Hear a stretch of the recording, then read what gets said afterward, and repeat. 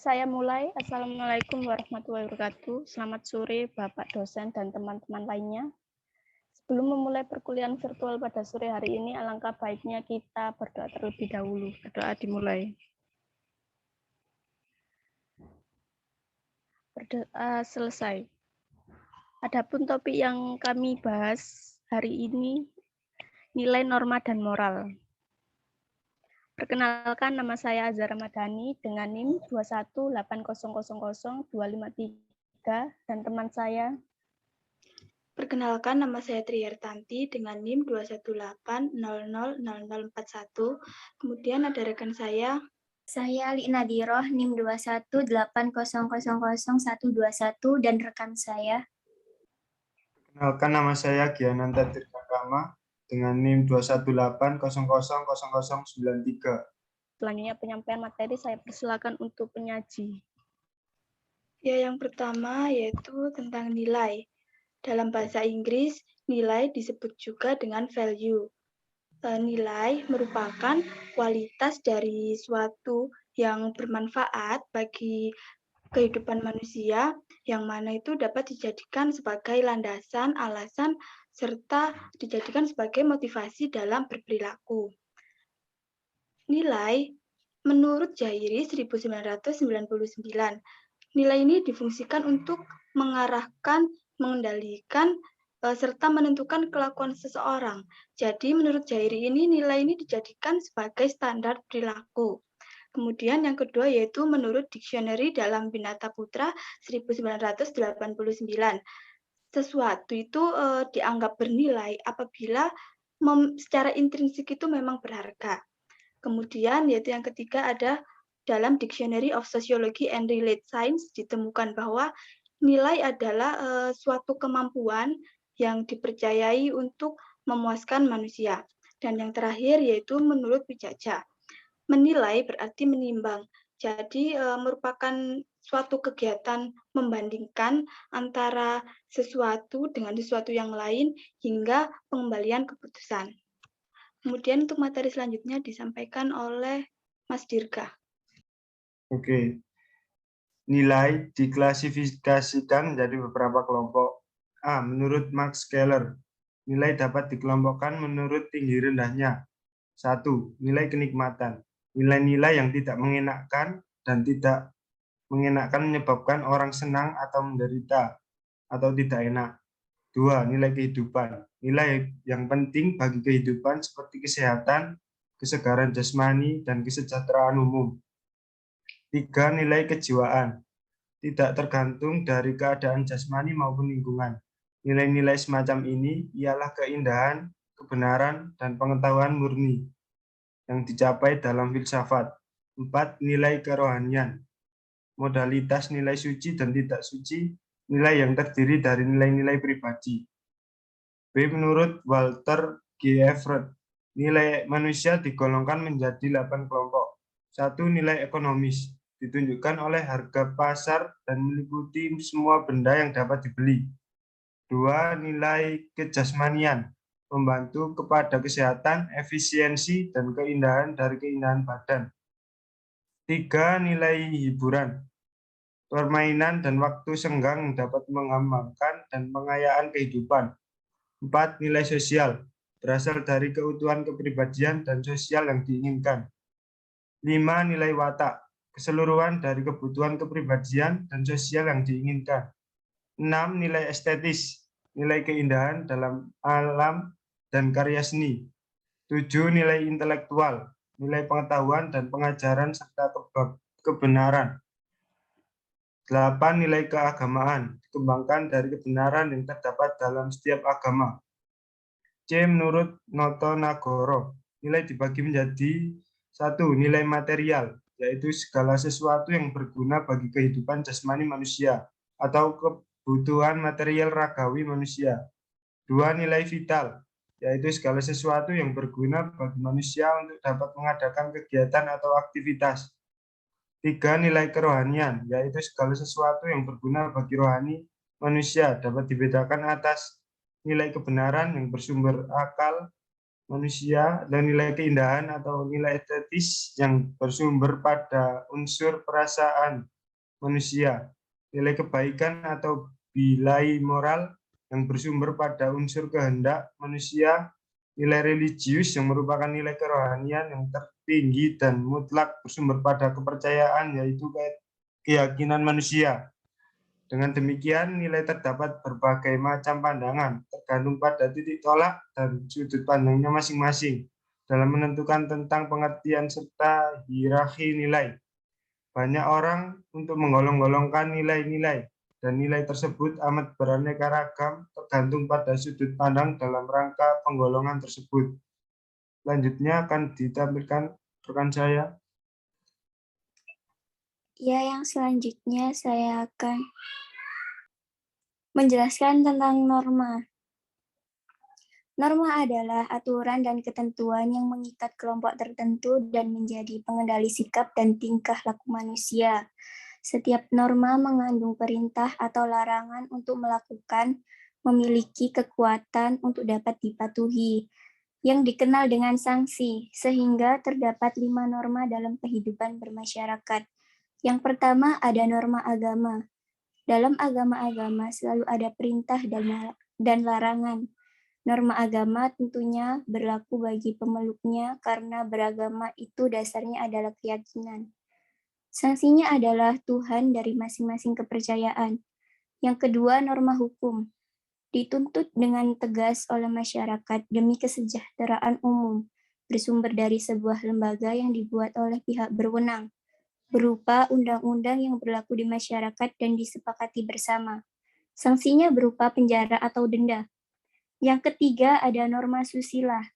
Berasal dari hati nurani manusia, tolak ukur untuk mengukur kebaikan seseorang, berdasarkan nilai-nilai yang dijunjung tinggi atau yang dianggap rendah oleh masyarakat setempat. Seseorang benar-benar dinilai perilakunya, sanksinya berupa gunjingan atau cemoohan sehingga pelanggar merasa malu dan menyesal terhadap diri sendiri. Yang keempat, norma kesopanan. Timbul dan diadakan oleh masyarakat itu sendiri untuk mengatur pergaulan sehingga masing-masing anggota masyarakat saling hormat menghormati. Sanksi dari pelanggaran terhadap norma ini ialah dicela sesamanya sehingga mengucilkan dalam pergaulan masyarakat. Dan yang kelima, norma kebiasaan. Tolak ukur perilaku berdasarkan pada hal-hal yang menjadi adat istiadat, suatu bentuk perbuatan yang dilakukan secara terus-menerus dengan bentuk yang sama, secara sadar dengan tujuan yang jelas dan dianggap baik dan benar. Sanksi dari pelanggaran norma ini adalah pada masyarakat itu sendiri, baik berupa teguran atau gunjingan. Slide selanjutnya akan dibacakan oleh rekan saya. Selanjutnya moral. Moral merupakan ajaran tentang hal baik dan buruk yang menyangkut tingkah laku perbuatan manusia. Istilah moral dapat dipersamakan dengan etik dan akhlak atau budi pekerti. Dalam hubungannya dengan nilai, moral adalah bagian dari nilai, yaitu nilai moral. Nilai moral yang berkaitan dengan perilaku manusia tentang hal baik dan buruk. Menurut Oscar, pada tahun 1997, moral adalah prinsip baik buruk yang ada dan melekat dalam diri individu atau seseorang. Moral berada dalam suatu sistem yang berwujud aturan sehingga memiliki fungsi dan jenis. Fungsi moral secara umum fungsinya untuk mewujudkan harkat serta martabat kepribadian manusia. Fungsi lainnya yang pertama, menjamin terwujudnya harkat dan martabat seseorang serta terwujudnya nilai kemanusiaan yang tinggi. Yang kedua, memotivasi manusia supaya bersikap penuh kebaikan dan didasari oleh nilai moral. Ketiga, menjaga keharmonisan hubungan sosial antara manusia dikarenakan moral adalah landasan rasa percaya pada sesama. 4. Manusia akan merasa lebih bahagia baik secara rohani atau jasmani disebabkan karena fungsi moral. Tak ada lagi konflik batin, rasa menyesal, serta perasaan kecewa dan berdosa. 5. Moral bisa memberi wawasan masa depan pada manusia melalui sanksi sosial dan konsekuensi dalam kehidupan, sehingga manusia akan mempertimbangkan segala hal sebelum mengambil tindakan. Yang terakhir, moral di dalam diri akan memberi landasan kesabaran untuk bertahan dari dorongan naluri atau nafsu yang mengancam harkat dan martabat manusia. Yang kedua, jenis moral. Nilai moral pada seseorang bisa dilihat dari penampilan serta perilakunya. Yang pertama, moral ketuhanan. Segala hal yang berhubungan dengan tingkat religius atau keagamaan seseorang berdasarkan pada ajaran agama tertentu serta pengaruhnya pada diri sendiri. 2. Moral ideologi dan filsafat. Segala hal yang berhubungan dengan loyalitas pada cita-cita bangsa dan negara serta semangat kebangsaan yang dimilikinya. 3. Moral etika. Segala hal yang berkaitan dengan kesusilaan dan etika yang dijunjung suatu bangsa masyarakat serta negara baik secara tradisi maupun budaya. Yang terakhir, moral, disiplin, dan hukum. Semua hal yang berkaitan dengan kode etik dan profesionalitas serta hukum yang berlaku di tengah suatu masyarakat atau negara. Baik, ada yang ditanyakan? Baik, selanjutnya ke sesi tanya jawab. Untuk teman-teman yang bertanya, silakan raise hand. Ya, ada Mbak Rani untuk raise hand, silakan. Baik, terima kasih. Di sini saya akan bertanya, menurut kelompok, apa yang mendasari manusia itu memerlukan norma hukum? Terima kasih. Ya, terima kasih. Untuk pertanyaannya, saya tampung dulu yang lain. Ya, untuk Mbak Cima. Saya ingin bertanya bagaimana pendapat mengenai orang tua yang bekerja dalam mendidik anak-anaknya. Peran orang tua sangat penting untuk perkembangan moral dan norma. Bagaimana caranya? Terima kasih. Terima kasih. Selanjutnya yang bertanya untuk Mbak Emilia. Bisa membacakan pertanyaannya. Ya, baik. Terima kasih. Saya mau bertanya. Jadi di dalam makalah ada pernyataan bahwa nilai itu bukan hanya berwujud material saja, namun juga berwujud non-material dan imaterial. Nah, pertanyaan saya, seperti apa wujud dari non-material dan imaterial yang dimaksud? Terima kasih. Ya, terima kasih.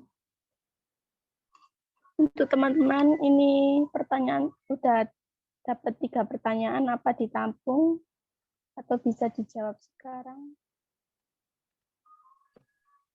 Boleh dijawab sekarang, Mbak? Ya, boleh.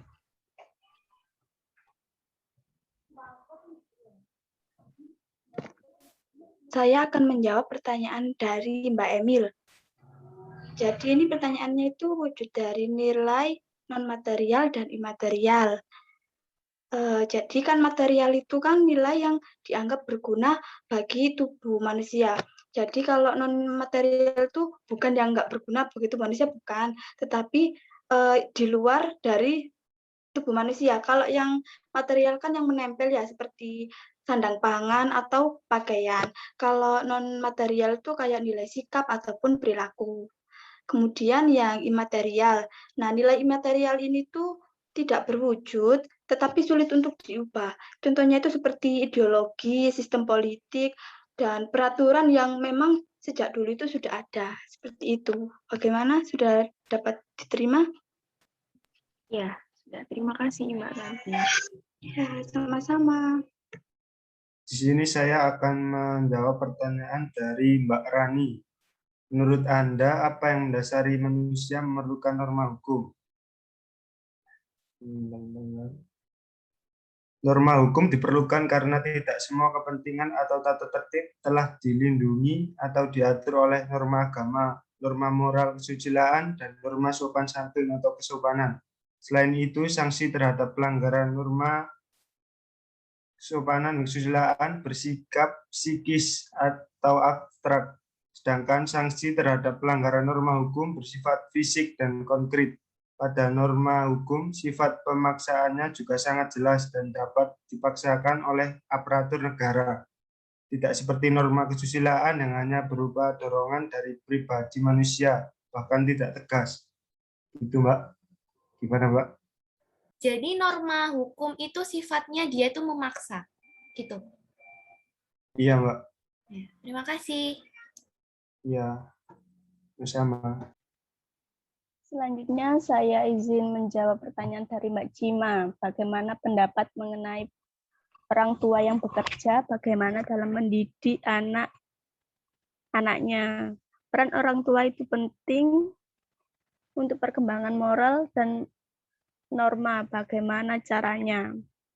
Jadi peran dari orang tua dalam meluangkan waktu untuk anaknya, dalam mengajarkan etika, akhlak, dan moral dilakukan setelah pulang kerja atau pada saat hari libur. Untuk Mbak Cima, apa bisa diterima? Bisa, terima kasih. Terima kasih. Selanjutnya untuk ke sesi tanya jawab yang kedua. Untuk Mbak Nurul Aliatul, bisa membacakan pertanyaannya? Baik, saya akan membacakan pertanyaan dari saya. Menurut kelompok, apa perbedaan dari etika, moral, dan akhlak? Terima kasih. Ya, sama-sama. Untuk pertanyaan berikutnya, kepada Mbak Risti bisa membacakan pertanyaannya. Saya izin bertanya, bagaimana pelaksanaan pendidikan nilai, moral, dan norma di Indonesia, dan apa peran PKN sebagai pendidikan nilai? Terima kasih. Baik, selanjutnya pertanyaan dari Mbak Ica. Bisa ditanyakan? Baik, saya Nurul Musabihati dengan NIM 21800000148. Izin bertanya, menurut pendapat kelompok, bagaimana cara membentuk moral generasi muda di zaman milenial seperti sekarang, serta berikan contohnya? Terima kasih. Ya, sama-sama. Untuk teman-teman, saya beri kesempatan, barangkali ada yang bantu menjawab, atau dari kelompok kita sendiri. Baik, di sini saya itu mohon izin menjawab ya, Mbak Azah. Menjawab pertanyaan siapa, Mbak Dila? Pertanyaan dari Mbak Alia. Itu. Ya, saya Fadila Nafistasya dengan NIM 21800000135. Pertanyaan Mbak Alia tadi kan, apa perbedaan dari akhlak, etika, dan moral? Ya, Mbak Alia, seperti itu. Mbak Alia. Iya. Sebenarnya ketiga elemen tersebut, akhlak, etika, dan moral itu memiliki persamaan dan juga perbedaan. Nah, perbedaannya itu dalam pemaknaannya. Akhlak itu memiliki tolak ukurnya itu Al-Quran dan hadis. Sedangkan etika, tolak ukurnya adalah pikiran atau akal. Sedangkan moral itu tolak ukurnya norma yang hidup dalam masyarakat. Bisa diterima, Mbak Alia? Bisa. Baik, terima kasih. Terima kasih. Sama-sama. Selanjutnya barangkali ada yang mau menjawab lagi seperti Mbak Dila. Saya izin untuk membantu menjawab dari Ya, Mbak pertanyaan Anis. Izin menjawab pertanyaan dari Mbak Nurul Musabihati. Pertanyaannya tentang bagaimana cara membentuk moral generasi muda di zaman milenial. Betul? Iya, betul, Mbak. Yang pertama, yaitu mengajarkan nilai-nilai agama. Sebagai contoh, yaitu contoh kecilnya, mengajarkan untuk selalu berdoa sebelum dan sesudah beraktivitas. Lalu yang kedua, mengajarkan kejujuran. Yang ketiga, mengajarkan sikap saling menyayangi dan menghargai sesama makhluk hidup. Yang keempat, mengajarkan nilai-nilai Pancasila. Yang kelima, mengajarkan kedisiplinan. Dengan contohnya mengajak anak untuk bangun di pagi hari. Seperti itu, apakah bisa diterima, Mbak Nurul? Bisa, Mbak. Terima kasih. Ya, sama-sama. Mungkin dari kelompok ada yang mau menambahkan, silakan. Terus selanjutnya pertanyaan terakhir. Iya, di sini saya akan menjawab pertanyaannya Mbak Risti. Bagaimana pelaksanaan pendidikan nilai, moral, dan norma di Indonesia, dan apa peran PKN sebagai pendidikan nilai? Pemerintah telah mengupayakan hal tersebut, tetapi pada kenyataannya masih belum terlihat jelas hasilnya. Masih belum sempurna. Ditambah dengan kondisi pandemi membuat pendidikan nilai atau norma moral kurang dipraktekkan, sehingga tidak sedikit yang perilakunya menyimpang dari pendidikan tersebut. PKN berperan sebagai pendidikan nilai yang mana mensosialisasikan dan menginternalisasikan nilai-nilai budaya bangsa yang sesuai dengan sejalan dengan pandangan hidup bangsa, yaitu Pancasila. Bisa diterima, Mbak Risti? Bisa, terima kasih. Iya, sama-sama. Baik, demikian tadi presentasi kelompok kami. Saya sebagai moderator mohon maaf atas kekurangan dan terima kasih perhatiannya. Saya tutup. Wassalamualaikum warahmatullahi wabarakatuh. Waalaikumsalam warahmatullahi Terima kasih teman-teman. Terima kasih.